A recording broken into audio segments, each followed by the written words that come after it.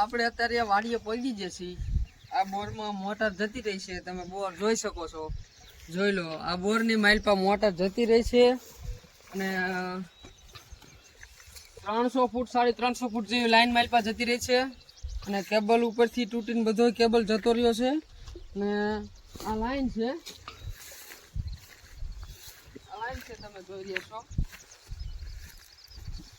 જે આ પાઇપલાઇન છે ત્યાંથી ભાંગી ગયો છે, એટલા માટે મોટર માઇલ પર જતી રહી છે। ભાંગવાનું કારણ કંઈક એવું છે કે જો થોડી કંઈ કણે કટ છે, તમે આ દર્શક મિત્રોને દેખાડો, અહીં કણે કંઈક કટ છે ને એના માટે પાઇપ ભાંગીને જતી રહી છે મોટર। એટલે આપણા મોટર કાઢવા માટે આવી ગયા છીએ સાઈડો લઈને, તમે જોઈ શકો છો। આપણે પાનું નાખી અને પહેલાં વાયર કાઢીશું અને વાયર કાઢીને પછી આપણે લાઈન પકડાવવા માટે પાનું અંદર જવા દઈશું અને લાઈન પકડાઈને પછી કાઢશું, બરોબર?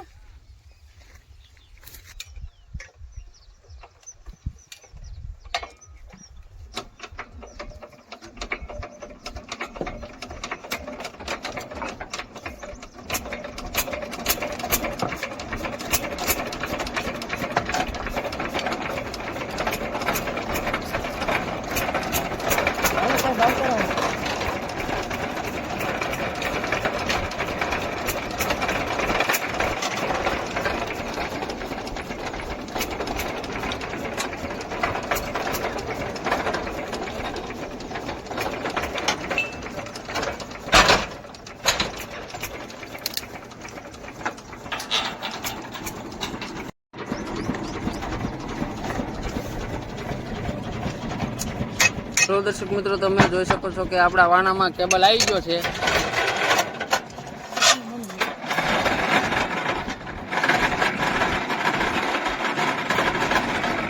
આમાં મોટર સંગાથે પણ આવતી હતી, પણ મોટર માઇલ પર જતી રહી પાછી।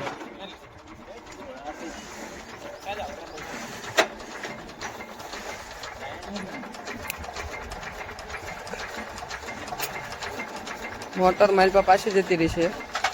100 ફૂટ લગી આવી।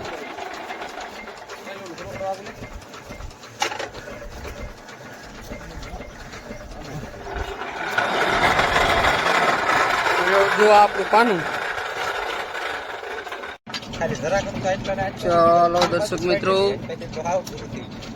આપણા પાનામાં લાઈન પકડીને બહાર આવી ગઈ છે। રવજીભાઈ કમ્પ્લીટ મોટર ને પકડાઈ લીધી। હું કેવું રવજીભાઈ?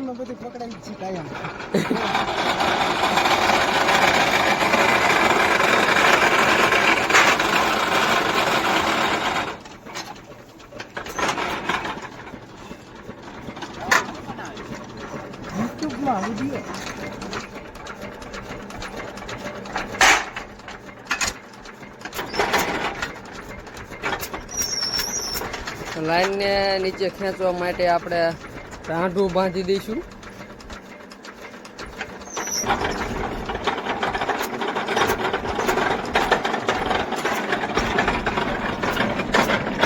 આવી રીતના લોકરી લાઈન ને પકડી લે।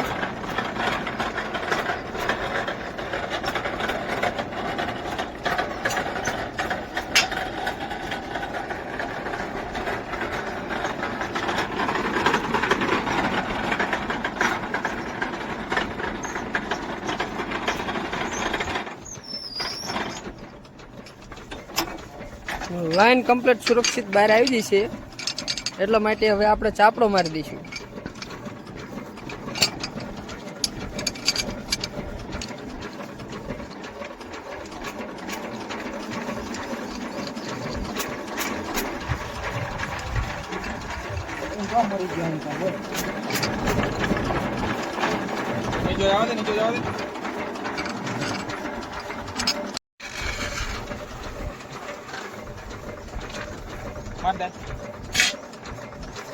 દવા તો આઈ થાય ને જાય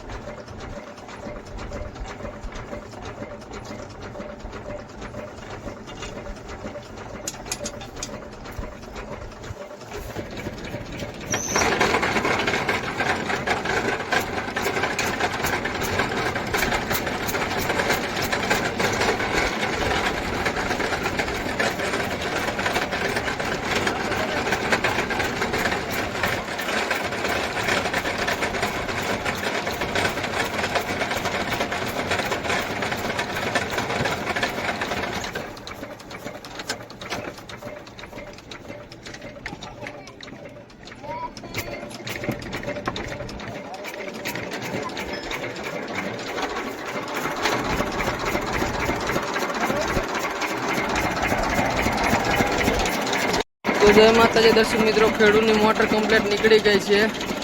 હવે ખેડૂને ચરખી માંડી અને મોટર કાઢવાની રહેશે ટ્રેક્ટર લાવીને.